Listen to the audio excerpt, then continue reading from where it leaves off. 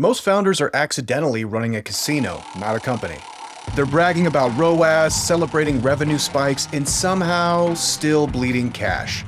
Because if you don't know how much you should be spending, ads isn't a strategy.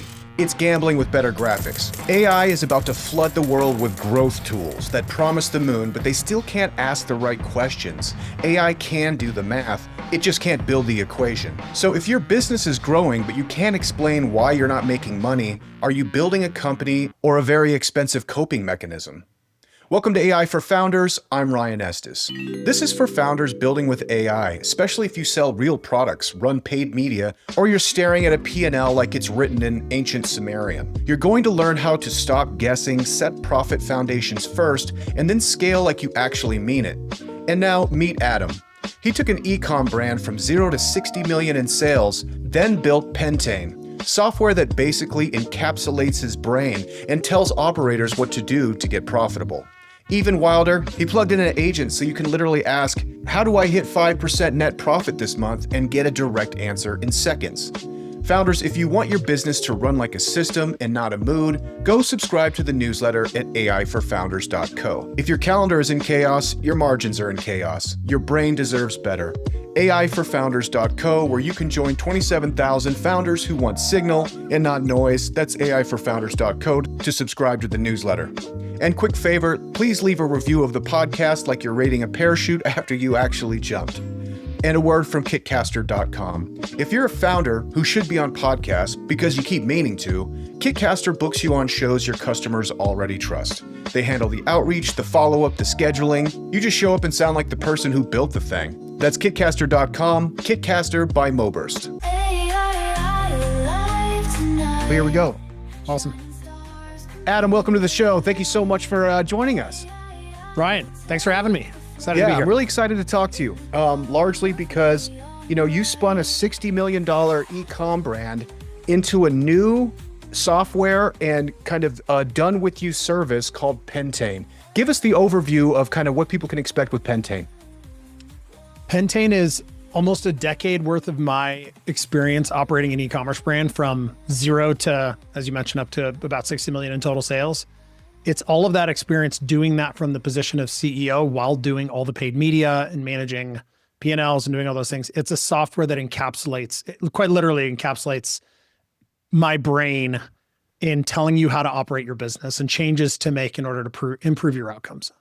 Incredible. And for folks that are maybe have dabbled in e-commerce, or maybe people are very expert with it, you really actually need to develop a proficiency in your ad spend very, very quickly, because especially if you're dealing with real goods, you have like inventory that's waiting to be sold.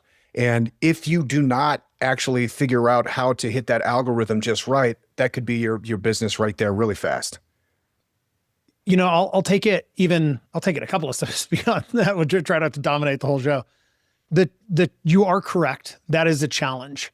But below that is a deeper challenge that causes a lot more problems. And that starts with, it sounds simple. It's actually not that simple. It starts with, how much should you be spending? Yeah. Because you could be crushing the algorithm and hitting at 8.5 ROAS on your website and still be losing money. And that's a problem. That's not an ad system problem. That's an ad budget problem. So we need to like really set a foundation of how to make money and then build all those other things on top of it, and dealing with your average order values and your conversion rates and your click-through rates and all those things that are super important. They have to be built on a solid foundation. And that's the part that a lot of particularly early stage operators miss, and until they just can't figure out how they're making $3 million in revenue and not making money. Yeah. Well, there's there's a sophistication and like a confusion maybe about the tech stack around e-commerce. Because if you're like a giant Shopify store, then you have different plugins that are doing maybe email conversion, and you're doing retargeting campaigns. So sometimes just like even your basic KPIs of, lifetime value and customer acquisition and these things can be a little bit cloudy as well.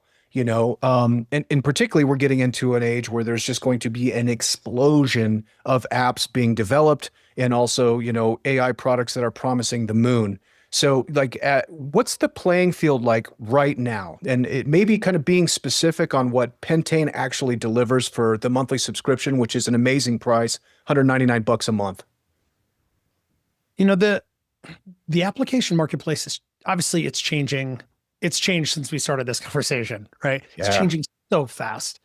If I look back at the experience of BottleKeeper, like what we needed to run that business at scale, doing tens of millions of dollars a year with only a handful of employees, we needed Shopify. We obviously had our ad platforms. We needed an accounting system. We were running QuickBooks. We needed some infrastructure to deal with business to business orders and ERP system. Like we didn't need a whole lot more than that. We needed Klaviyo. That's who we use for email and SMS stuff. And it seems like today, and I hear this from e-com operators all the time, and it's the same in B2B, like there are so many apps and so many things that people are just constantly trying to jam into your tech stack that they're really kind of shutting down their openness to applications and software. So, I mean, in the world of AI, I think that will change a lot to the extent that you'll be able to just create, when you're small enough, your own sort of bespoke systems. And we should certainly get into that.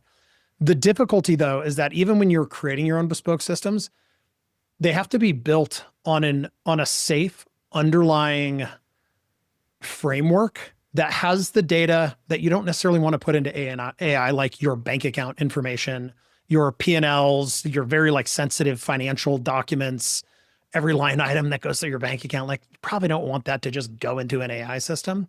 So what Pentane provides is like, first of all, it's that underlying foundation. The second part that's really, really important, and this, we get into like the longer term vision with Pentane, and where I think this world goes in AI, the B2B SaaS kind of world goes in AI. The second thing is it provides an underlying framework on what to do with that information. The problem is that $2 or $3 million, or in a lot of cases, $15 million operator, they're really good at what they do, but they don't know the questions to ask. Like AI can do math, but it can't set up the equations very well. That's super important.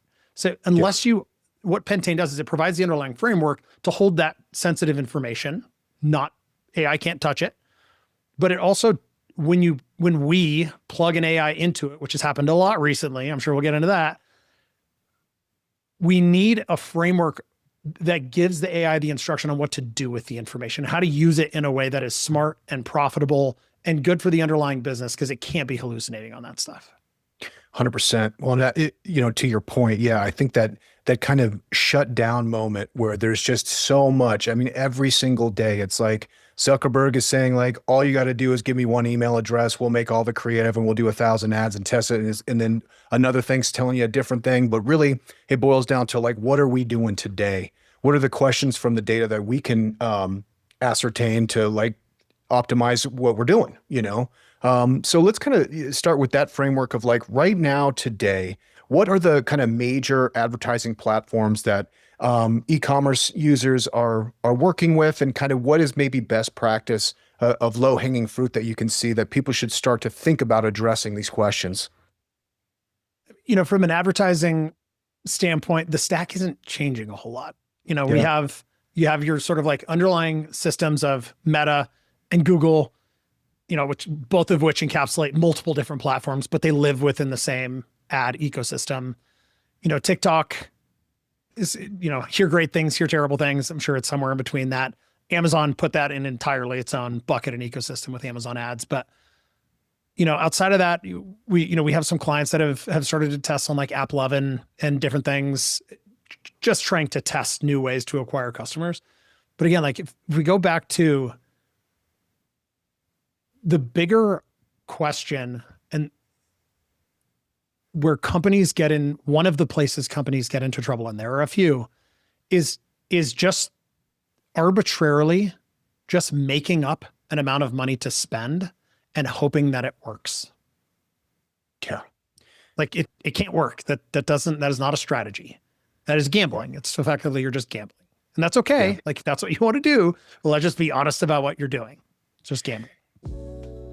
This episode is brought to you by a dangerous idea. It's called Reading, specifically the AI for Founders newsletter. 47,000 founders strong now, and it's the good stuff. No top 10 AI tools that will change your life written by someone who doesn't ship product. It's just real breakdowns of what's actually working in AI. Who's raised, who failed, who pivoted, and which founders quietly built $1 million in ARR while everyone else was arguing on X. It's written for people building with AI. Every week you get tactical frameworks, unfair advantages, breakdowns of real companies, and the occasional existential question about whether your startup is intelligent or just well-branded. It's free, it's sharp, it might mildly offend your current workflow. Go to aiforfounders.co and subscribe before your competitor does. Because the only thing worse than being replaced by AI is being replaced by a founder who reads. That's the newsletter at aiforfounders.co. Now back to the show. Well, and that's the thing is like if I'm betting on ponies, let's say, it's best to like have an expert that you can actually ask questions. If you don't know anything about horses and now you're suddenly a professional gambler, it makes it a little scarier. And I talk go to market with founders all the time on this podcast because largely I'm interested in how they're going to do it. And a lot of times they're like, it's either like, well, the product's going to be great and it'll sell itself. It's like, uh-oh. Or they're like, we're going to do meta ads. And you're like, yeah, but like who's controlling the budget and the creative? Like it's so big. And people that have tried this know like the difference between well-performing and sometimes, honestly, what do they call it? Like a Chad send or something. You just get lucky and it happens for you. But honestly, like if you are like, hey man, we're going to use ads, we have the budget behind it, really kind of setting down the foundation of like the questions to ask and how you're going to execute is probably the most important step.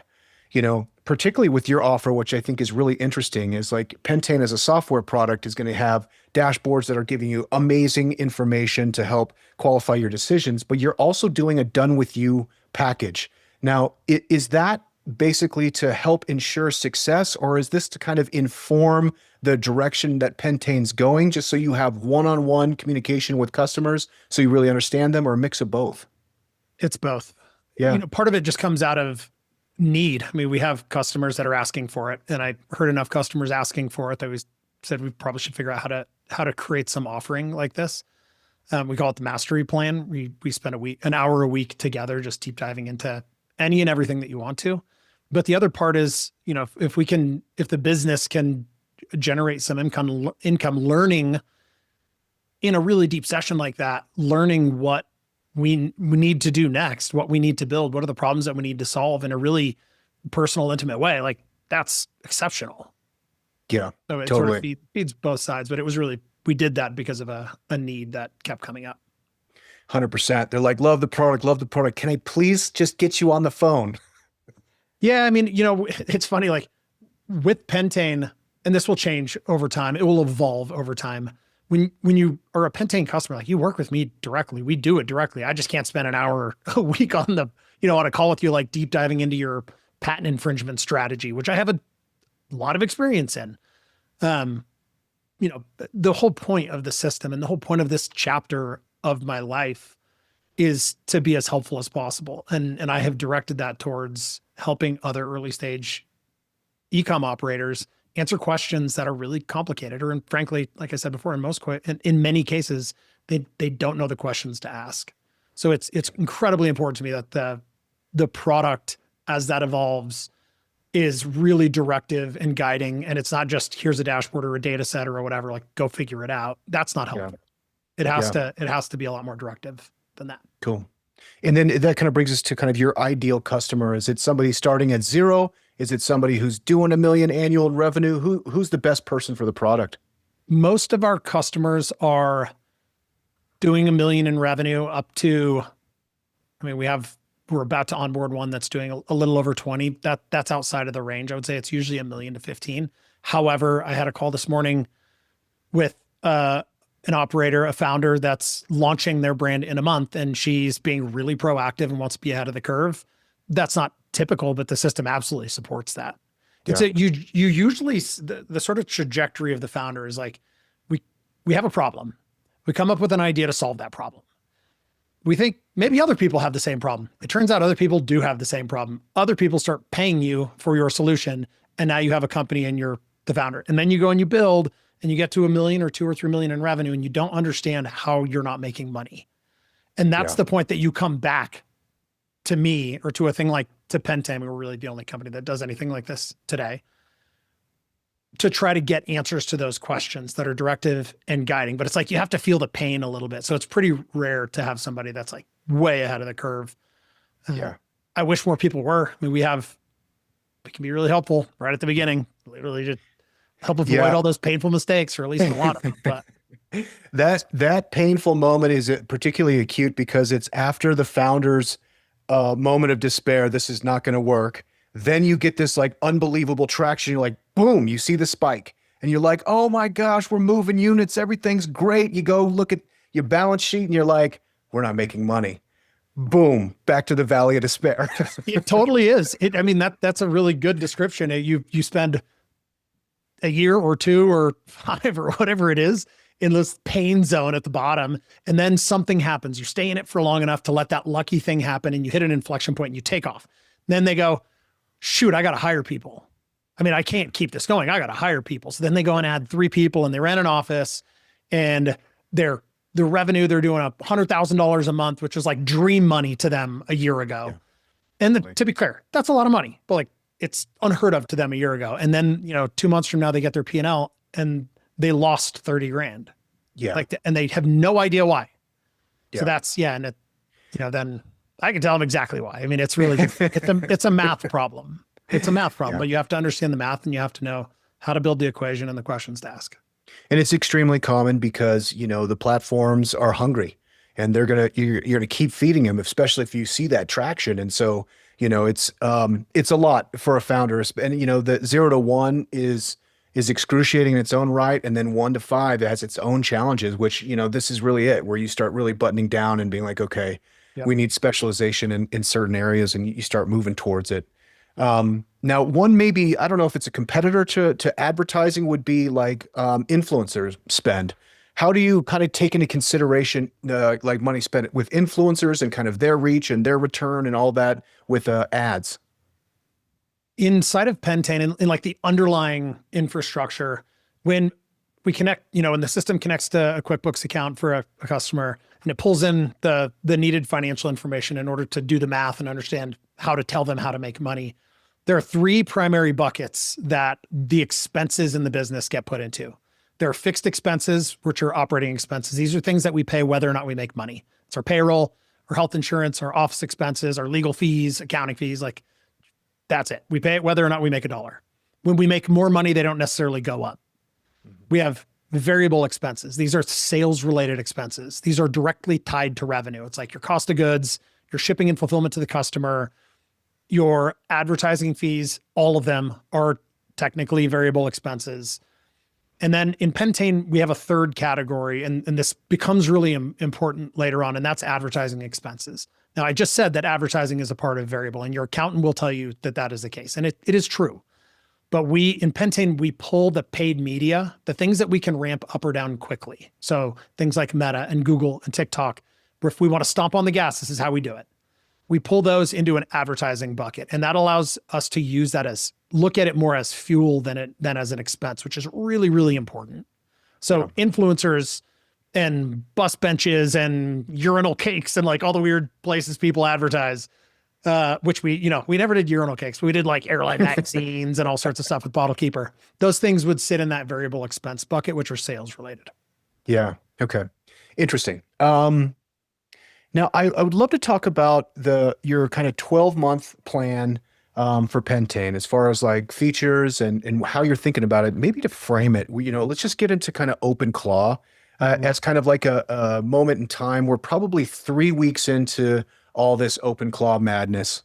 We're probably 4 or 5 days since they were acquired by OpenAI, or the handshake deal with Peter and Sam. I don't know exactly what happened or what the details are.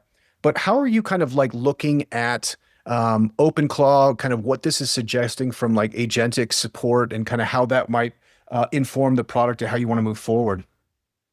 When I went through this process about 6 months ago, and it's something that I do relatively regularly, but I like videoed it as like an hour-long process. I went through and I laid out on video with the dry erase board hanging off my Montana sign back here, the vision for the company, like step by step, appreciating that it doesn't follow a straight line, but like step by step to 2 years out. And at that 2-year mark, what I expected to be able to do was have this wide ranging ecosystem and the technical capability for a user to be able to literally have a conversation with their data, to be able to talk to their information and have their information be able to talk back and tell them what to do. The next step beyond that being like, do you want us to do it for you? We can go do it for you. The next step to that being like, you trust the thing, just click the go button and we're just going to go do the stuff. OpenClaw, I mean, I have that now. Yeah. Let me be clear. Like I went from, this is a year or two out maybe, to I had Carl, who's my OpenClaw chief of staff, build this thing in an hour. And we're beta testing that now with 7 customers that have their own. His name's Charlie. I'll probably change the name to something cooler. Maybe I'll just leave it as Charlie. I don't know. They have their own app. You know, it's a web app, but like they have their own web app that's connected to their Pentane account via API, so that thing can't go in and look at their stuff. It can only pull out what it's specifically being requested for. So that's that important security layer that lives in there. The math that it's doing is coming out of the system, so it's not doing math. We don't let it set up equations. But you can literally say to Charlie, Charlie, how do I generate a 5% net profit this month? And in 10 seconds, it will come back and say, well, based on what you have going on, you need to cut $22,000 a month out of your fixed expenses. I look at your P&L, the line around your payroll, it's $27,000 a month. You could probably get down to $22,000 a month. Look at these things. You need to take your prices and test increasing them by 5% because that adds margin to your, like it literally just tells you exactly what to do. And it's based on my brain. It's based on this multi-hour profit masterclass and dozens and dozens and dozens of hours of me talking about how to operate profitably. It's based entirely and exclusively on that framework. So it literally tells you exactly, if you and I were on a call talking about your business and I was looking at your P&L, it tells you exactly what I would tell you. Incredible. Like, it's mind blowing. Yeah. It has so fast tracked our production. It's like hard to over exaggerate how wild it has been.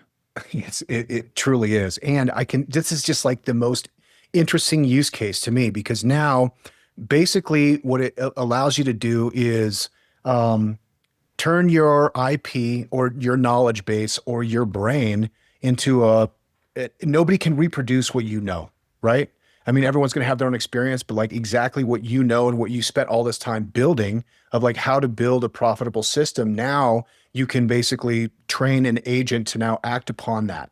So it's to say that any of us, I was speaking to a professor that has kind of a local based AI product, great guy, for folks a little bit worried about privacy, but he's been a professor for 40 years teaching on AI. So he has his knowledge base that like he can contain and like basically create revenue from it. So, you know, I'm very curious of like how you set about like basically introducing yourself to your agent and then introducing your agent what their role is going to be. Was that a conversation through Claude? How were you basically like welcoming this entity to the world? You know, I got, like most probably did, I discovered Claudebot. I think it was actually still called Claudebot when they went through all their multiple name changes, IP stuff, on a YouTube video because I watch a bunch of tech stuff. So it got suggested and I watched it. And, you know, I watch a lot of stuff around AI. Most of it, to be very clear, is absolute garbage. You go and redo the things and it's like, that's not true. I mean, this is clickbait. This was literally like the only one that I can actually think of that I went in to implement the thing. And it was different. Like, you know, in the video, it took the guy 5 minutes to set it up. I mean, that's, there's just no way. Yeah. So, you know, it took me, I'm not a developer, but I'm very technical. I'm like a toddler developer. You know, I'm familiar with I own a tech company. Like I'm familiar with different ecosystems and things. So I didn't want to do it on my local computer. So I set up an AWS server instance, which I didn't know how to do. I just asked Claude Opus, like how to do that. And it said, go here, click this thing. And, you know, you figure it out. And that's not easy. I mean, you're in a different terminal. I mean, that's, I think why the Mac Minis got so popular is because it was just a little bit familiar to them that they're like, okay, we can tackle this here. Totally. And had I had a Mac Mini in my house when I was doing it, there's no question, but I'm impatient. And when I see something that I want to try it right now. And I will stay up all night figuring out how to do it. Yeah.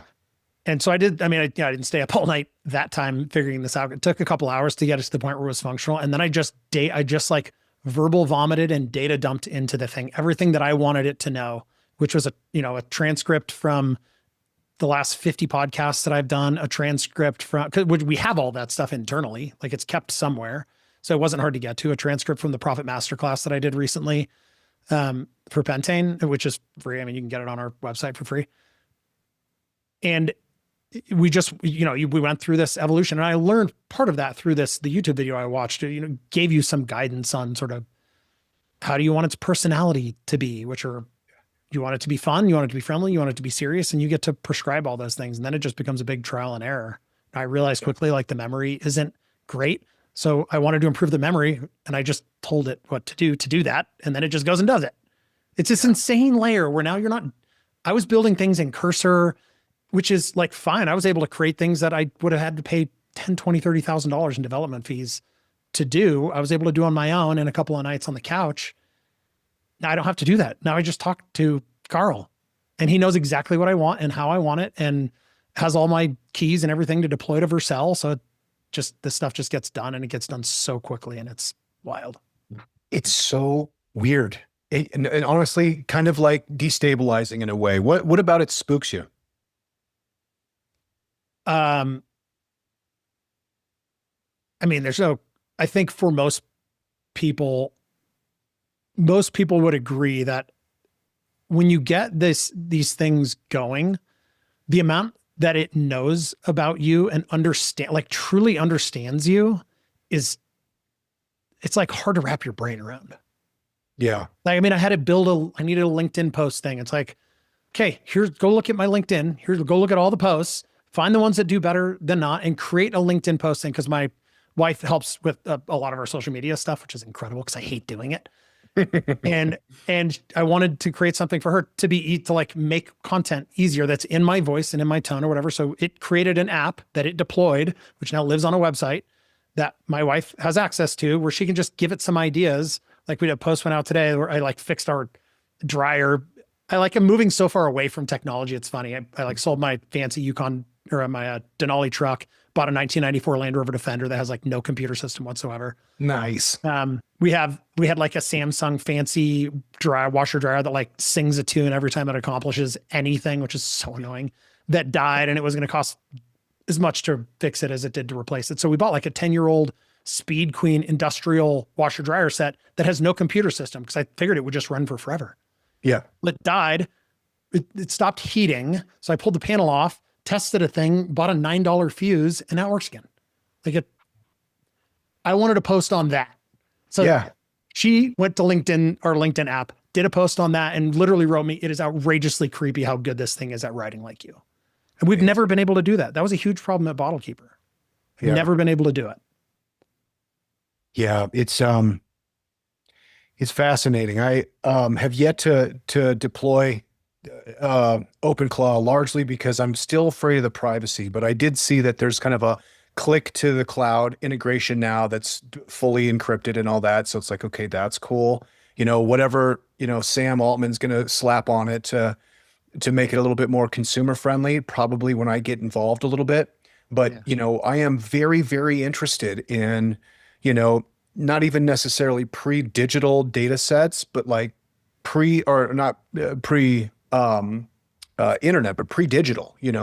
There's a lot of companies, and particularly just with individual people's knowledge base, the experience of their whole entire life, and how that shows up and can inform a very specific agent in a very specific product is really interesting. And this is an exact use case, because it's able to distill your expertise with the product you already have to make it available for everybody at scale, which is unbelievable. And it's really interesting too, that you're kind of de-digitizing your life. And I think that this is also going to be a product of kind of this agentic movement that we're in right now, which is hey, where do I really want technology? Well, I just want it to move seamlessly. If Alexa and Siri were really smart, you could just actually talk to it, which is coming, obviously. Yeah. It can manage the whole suite of things, but then it's yeah, man, do I really want my car to be hooked up? Do I want Elon to be able to turn my car on and off? I don't know. Do I want to have monster truck tires on a classic Bronco? Yeah, I know I want that. Yeah. So why don't we make that happen and have one of each maybe? But in particularly like how it kind of ties into ecom because Elon said last week he's like basically if you're typing on a computer your days are numbered, but if you're moving atoms you might still have 10 or 15 years. So ecom is about moving atoms, which is an interesting description on how he would just describe cups or whatever. Yeah. you know so in particular, like, which there are real logistic challenges when you're looking at AI and how it can enhance maybe with other products for e-commerce. Where do you see kind of like either new technologies or to benefit the technologies that exist now for moving atoms, let's say? Yeah. I think, if I look at the bottle keeper experience, I wanted to build that company in a way that could scale with no employees.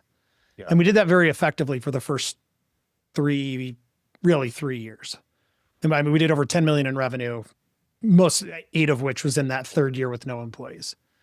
That was possible then. This is 2014, 15, 16, because technology was at a place where you could connect systems together to share information. And if they couldn't directly connect together, you could use Zapier, or there were a couple of different versions. Zapier was the winner at the end of the day, which now looks silly in the world of AI, but you could zap the things through and make them communicate. So I was able to build a platform where all these systems would talk to each other, and that allowed us to achieve pretty good scale with like nobody touching it. Like you set it up, it requires maintenance and that's fine, but nobody touching it. I mean, today, it would be entirely different. I'm not sure that we would have needed any employees, like, ever. Yeah. And we could have achieved significantly greater scale because we would have had a lot of additional resources. We would have had a lot of additional cash in the bank that I was having to spend on things like legal and spend on things like creative and on tech and website development things. I mean, in 2017, we spent $500,000 in legal. Yeah. $500,000. And we did $8 million that year. Like, Wow. That wouldn't have gone to zero, but I guarantee you we could have cut that down by at least half in today's. Was that litigation or was that like patents and things? It was both. Yeah. Most of that was litigation, but let's be clear that so I don't know how far down the IP rabbit hole you want to go. Like, litigation wasn't litigating in court. Litigation was sending form letters to people that were infringing patents to execute a very defined strategy that we had in order to like shore up our patent portfolio. Was that for overseas folks? No, it was all domestic. It was in the US. No kidding. Oh yeah. Bold. Our strategy was, because Amazon wouldn't uphold a patent unless you had a court order,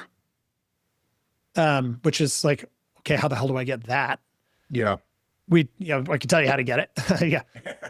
And Amazon was by the time we got our first patent, we had probably 30 or 40 at least patent infringing products on Amazon. Now, they weren't calling it Bottle Keeper, but they were making our exact product and just calling it something else. And Amazon didn't care. They're like, great, you want us to do something about it? Go get a court order. Yeah. So we went and sued Amazon or the individual operators? No, yeah, you don't want to sue the giant gorilla in the room. You want to sue the teeny tiny gorillas. No, we went and picked out 10 or 15 of the little operators. It was all like people selling it out of their garage. They weren't big legitimate companies. They were buying it on Alibaba, and went and sued them, not to get money, not to like ruin their lives. It was literally to make them stop. And when they go through the court system, to get what's called a consent judgment. Yeah. The consent judgment is the court saying that they agree that they violated your patent, and them, the defendant, agreeing that they violated your patent. On that document is a court order number. That court order number you then use in Amazon, and they will hold that up, because then it's saying the courts validated your patent. It's not Amazon making a decision whether or not your patent is valid. Yeah. So it was this big, huge, very painful, very expensive process, but it made a massive difference in the long term. I love that you were able to resolve that. I know this is like a massive pain point all over the place, especially overseas and domestic. That might be the first time I've heard that.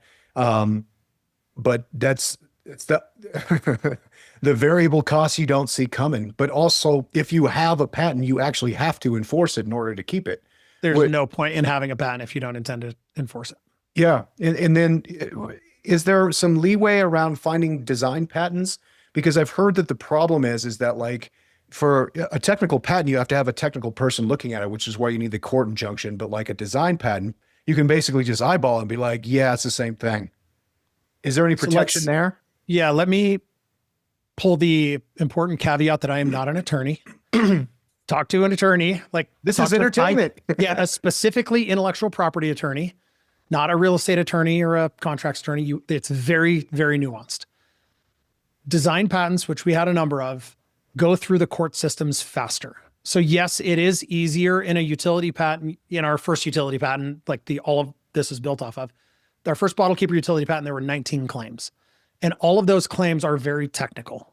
They're about the utility use and function and where a line lives and what it does and the angle of the shoulder and all the things. Mm-hmm. Design patents are much more straightforward in that they're easier to understand. And they do move through the court system a lot faster than a utility patent will if you end up in a litigation issue. Yeah. So we would get them not necessarily because they were tremendously valuable, but because it was just another stick that we could use to, play whack-a-mole, which, is kind of what happens in the life of the business after that. But yeah. Interesting. Nice. I love that rabbit hole. Thank you. It's great. Oh yeah. I spent a lot of time there. And we had 42 patents when we got acquired. Wow. Incredible. And that was all spun from one patent. Another important note, and then we should move on. And again, not an attorney, but this is what you need to do. If your attorney doesn't know what this is, you have the wrong attorney. When you file a utility patent and you get notification that patent is going to publish, you need to keep the patent open. There's this thing that you file. I think it's called a continuation in progress. It's a CIP. Keeping that patent open gives you the ability to amend it over time and get a second patent. So as patent infringers design around your patents, you can actually generally encapsulate those changes in your open patent, and then it files as a new patent that has those things. This is like how a tool company starts with one tool, and by the end of it, that single patent has become 300 patents is because of this process. And that's how we got to 42 patents. It was all based on one or two, probably three actually, because of the product line we had. 3 patents became all of that. And we basically owned the space of if you put something into a metal container at the end of that. Nice. Amazing. Shout out to friend of the show and past guest, SenseIP.ai is actually an AI product where you can do patent search and patent filing for folks that are looking to get into a product, because that's also like, I think where a lot of infringement happens, maybe if you give them a generous case, is that maybe they did develop something independently and they just didn't do the research to see that like they're actually are stepping on people's toes. So there's product for that now. Let's talk about content for advertising. What's working? How is the consumer starting to adjust to AI generated content, and as far as an advertising, and maybe what are some recommendations you might have? I have seen over the last, I think it probably started a year ago, but I do think it is accelerating, that consumers as a whole, I think just humans as a whole, at least in the United States, I imagine this is happening elsewhere, are really knee-jerking back to personal. Yeah. We're like, because of all the AI, like nobody knows, and we're probably on the forward end of it because we're in tech and like we live in this space, but like my parents that are 70, like they are terrified of AI. Yeah. And that's maybe the other end of the spectrum. Like we're the first movers, they're the last movers. There's a lot of space in between that. But I do think that generally speaking, people are getting really concerned about not knowing that the content that they're seeing is real or not real. The result of which is that the businesses that are the smaller businesses that are doing really well, that don't have the 9-figure scale where what they have to do is entirely different than the company doing 3 million a year in revenue. They're really being personal. They're telling their founder stories a lot more aggressively. Yeah. And I think that is the right move. I mean, that's why I'm spending a lot more time on a camera and doing podcasts and hosting my own podcast and producing profit master classes and things. Part of it is to be as helpful as possible, but part of it is also so that our consumers and the companies that I want to be able to help see that there's like a human behind it with a real human story that you can't get, talking to a bot or an AI or an agent. Yeah. Or an AI generated ad that looks real, the uncanny valley. You just don't know. It's insane. I The know. stuff that you see, like, I mean, I don't know what percent of it do we see scrolling through Instagram or LinkedIn that's entirely AI? 10? Is it 40? I mean, it's a lot. Significant amount. It's significant. Yeah. Yeah. And we have no idea. Yeah. Well, and it's heartening to hear that because, I'm out here making content too, and I identify as that old beat up washing machine that just needs a fuse change and is like right back in the game. Yeah. That's me, but I think that's true across the board. What I've seen, at least anecdotally for myself, is if something's approaching that uncanny valley, it still is true that the closer to real it is proportionate to how much I'm going to hate it when I figure out it was fake. So there's like a switch that throws at you like, ugh, not only do I not want that, but now I hate that thing. Where I've seen AI deployed successfully is where they're making fun of AI with the tool. So it's kind of winking at itself because I'm with you, man. I am so gung ho on this stuff, but we live in a really small bubble. And most folks, they just hear the headlines of, all these doom and gloomers that are just saying like, hey man, this is coming for everybody's job. We don't know what's going to happen. It's going to destroy the world. And they're just like, no, so they really want to reject it. So there's probably maybe a creative ploy in there where you can use humor to like poke fun at it and then use it. But it seems very risky right now.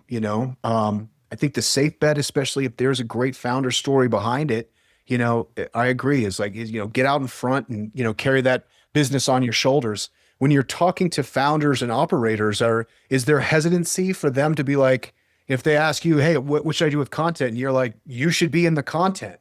Does that spook them a little bit? It hasn't yet. I mean, I think this exact conversation I was having this morning with this company that's really just getting off the ground, who's talking about their content strategy and everything. And it's like on the one hand, to your point, using AI to touch up a product photo or even just fully create a product photo. Like, I don't know that anybody cares about that. The point at which you start having humans in there that are doing human things that aren't actually humans, and it's indiscernible from reality, gets tricky. Yeah. I mean, that's where it's weird. But I mean, I think that from an e-com standpoint, most of the, at least the companies that we are working with are largely pretty open to being personal. I mean, this didn't happen yesterday. The AI thing's been going on for a couple of years now. So it's a relatively obvious path to go down. Yeah. But I don't know. It's like if AI is ultimately, which I don't think I think this is an unrealistic outcome that's in line with like the AI is going to take over everything and we're all going to be, like utopian zombies. If AI is creating all the content, isn't it just a race to the bottom? I mean, they're all doing effectively the same thing. They're all optimizing for the same outcomes, which is just such a whitewashed end result. It can't work. Yeah. So it's like, so I think it just naturally comes back to human. I think it comes back to personal. Totally. And I think that's good. I think that's important. I agree. I totally agree. All right. You ready for the quantum round? Totally. All right. So this audience loves ideas, business ideas, product ideas. What is hot right now with e-com that you could see if somebody really invested time to do it right? What's a product or a product category worth investing time in if we're moving atoms? As a physical product company. Physical product company. I think that something that I have been interested in, I'm not going to do this because I don't have time for it, but I really want to do it, is the manufacturing used to be really difficult and creating products and prototypes used to be really difficult, and it's not anymore. And this changed during Bottle Keeper. We went from having to mold prototype products, which is expensive, cost 10 grand to create a mold, to create a prototype for a product. And 2 years later, we could 3D print prototypes. Now they were awful, but they showed the product in action. 3D printing today, because of the toys my kids are coming home with at school, that their friends are printing them like in second grade, I think there is a tremendous opportunity to wildly disrupt the need for physical products that can be printed in 3D. And what I mean is, like, for example, with this 1994 Land Rover Defender, there's one company in the United States you can get products from. One. They're in Vermont. They're not bad. They've been around for a long time, so it's got some legacy stuff built into it. They're buying from China cheap plastic parts to replace. You can buy the Land Rover OEM version, but then the alternative is like these cheap plastic parts that come in from China. I think there is a tremendous opportunity to have to be able to just print and build those things yourself. And I think that there is enough user need across the world of, like, literally pick a silo, whether it's cars or it's sports equipment or whatever, that 3D printing, as good as it is now, being able to use all sorts of different materials on inexpensive at-home systems, you have like a bespoke manufacturing line. Totally. Yeah, it would be interesting, especially, I mean, you could create, open claw agents to scan your room with video and photography and figure out novel ways to put things together. I'm thinking, like, when I'm looking at on my desk, like, I have two arms for my camera, my microphone. It's like, just build one that works within the parameters of my thing exactly the way I want it. Customization products is going to get really interesting. Yeah. I'm the exact same. Like, I got the light and I got the thing, and like, I want this to come in from the top. Well, I don't want to buy another one.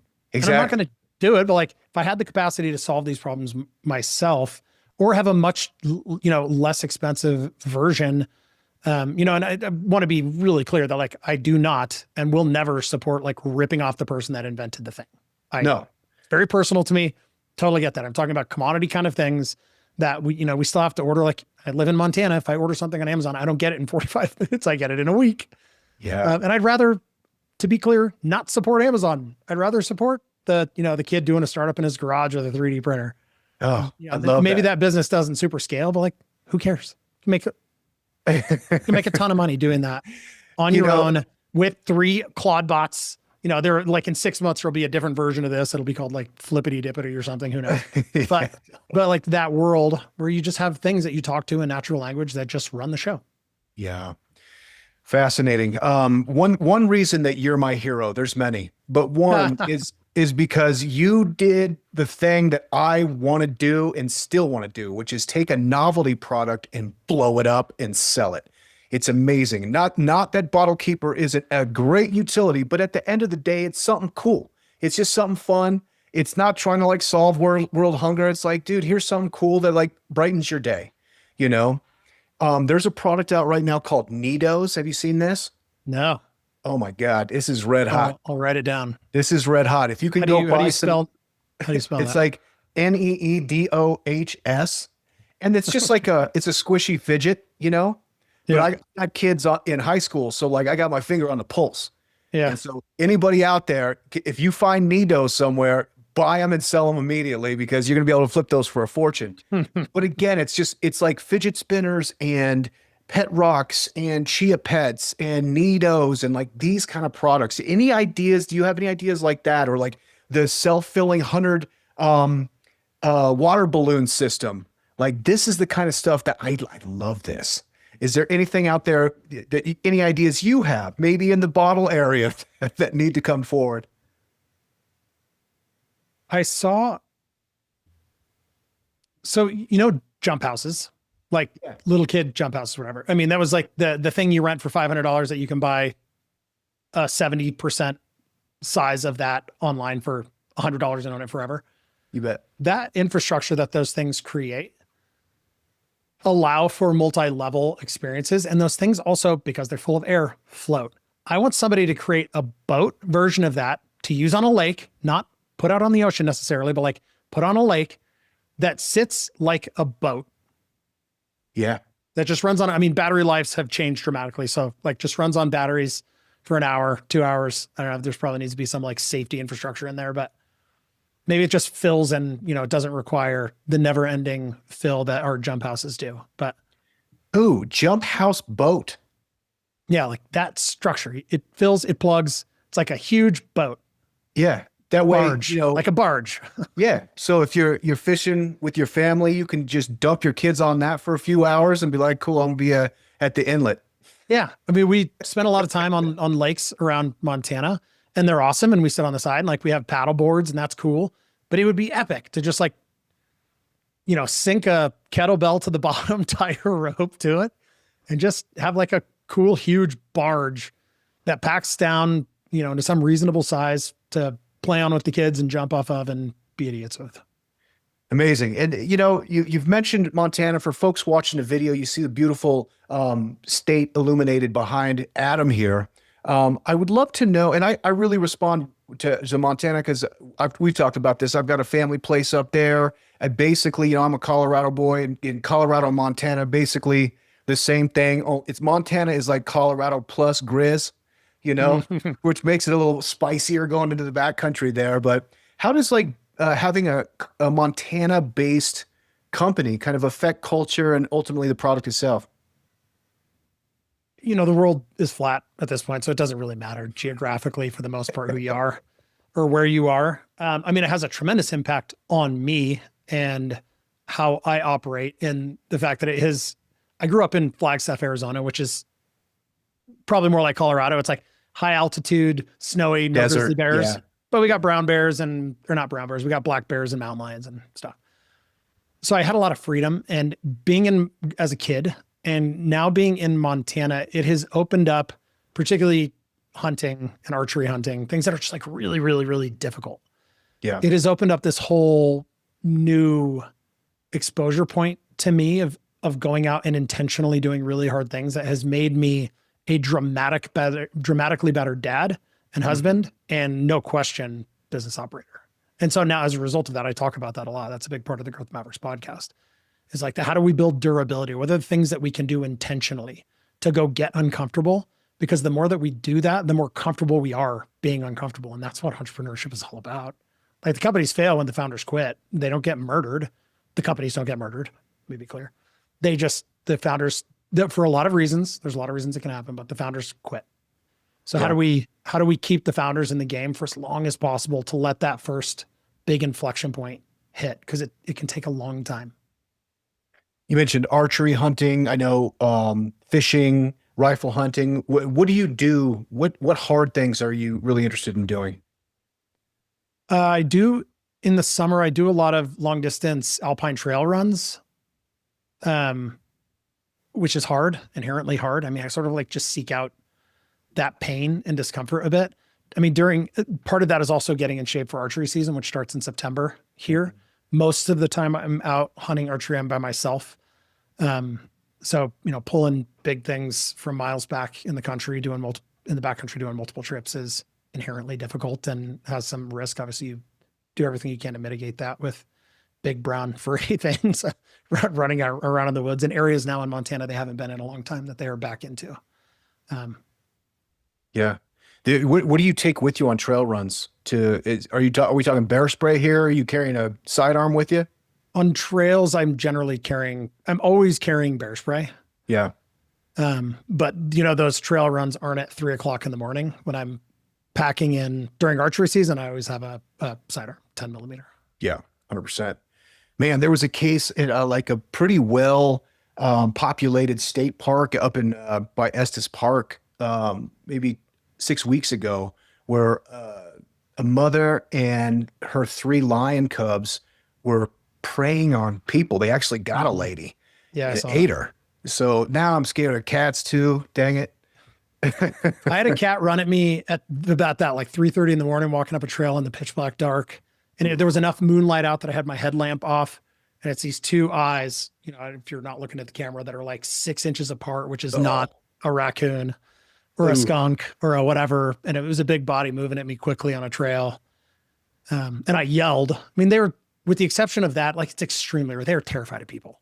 So once they kind of figure out what you are and, that you're loud, I yelled and it stopped. I mean, I was ready to send some rounds downfield, but it jumped off the trail, but yeah, it got my blood flowing a little bit. Nice. Are you a Hoyt guy, Matthews guy? I should have Matthews. I have a V3X that I really enjoy. Yeah. Cool. I just got a new Matthews rig in the fall. I'm gearing up for this season. The I am. lift. What's that? Is that what it's called? Is it the lift? I think it is. Yeah. Yeah.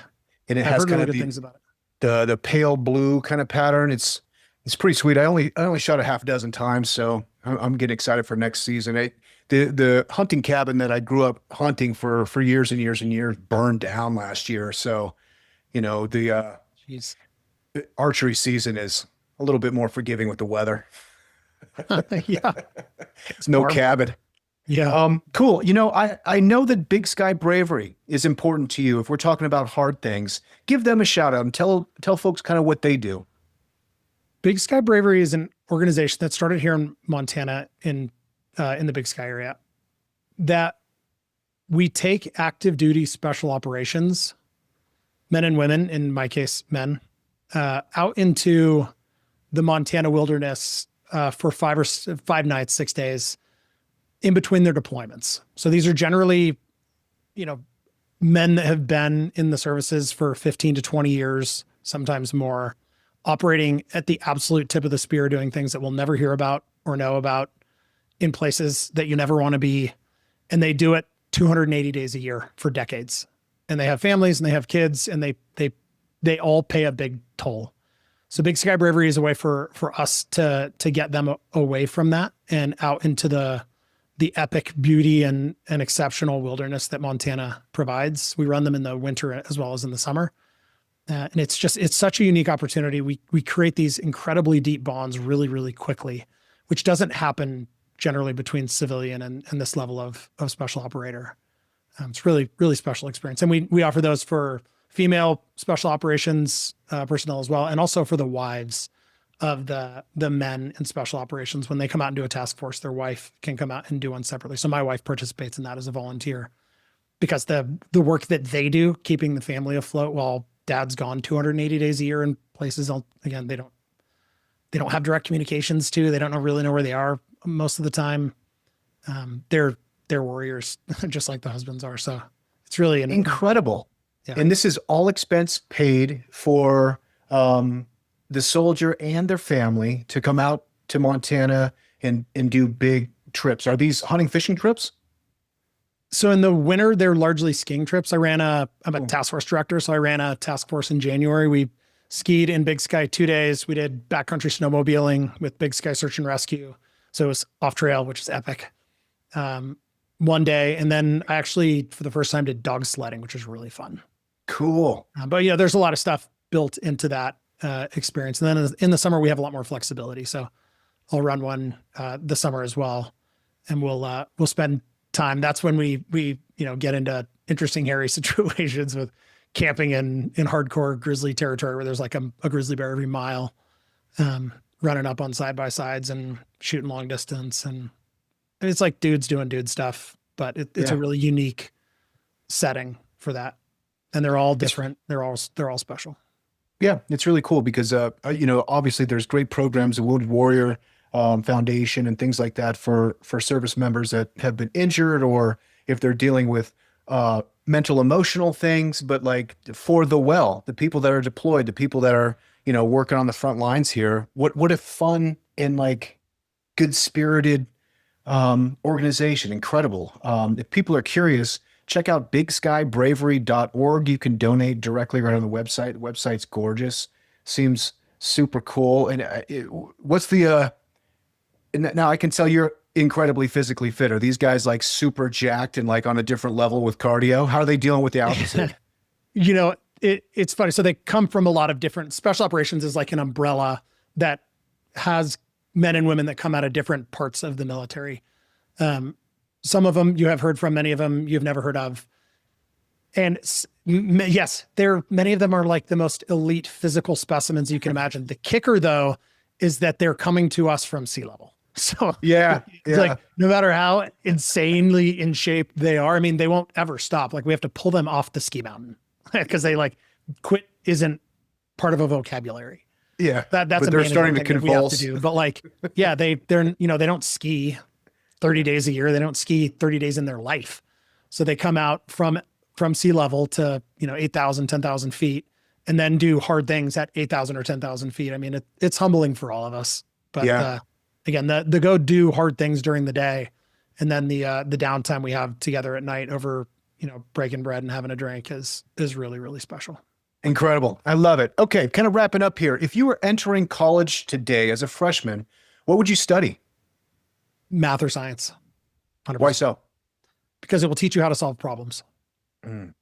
You may not need to know how to do the math because AI will be able to do the math, but the mere learning of how to do math and solve, that's what calculus is. That's what algebra is. That's what organic chemistry is. Physics is starting here. You're starting at A, and you need to get to Z. And there's a couple of different ways to get there, but you got to fill the stuff out in between. And that is having the ability to solve complex problems is not something that AI, it will give you such a tremendous advantage no matter what it is you go and do.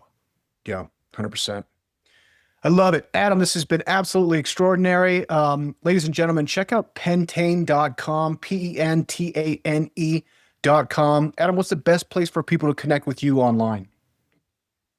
I would say probably LinkedIn. That's where I'm spending most of the time screaming and yelling. But yeah. Nice.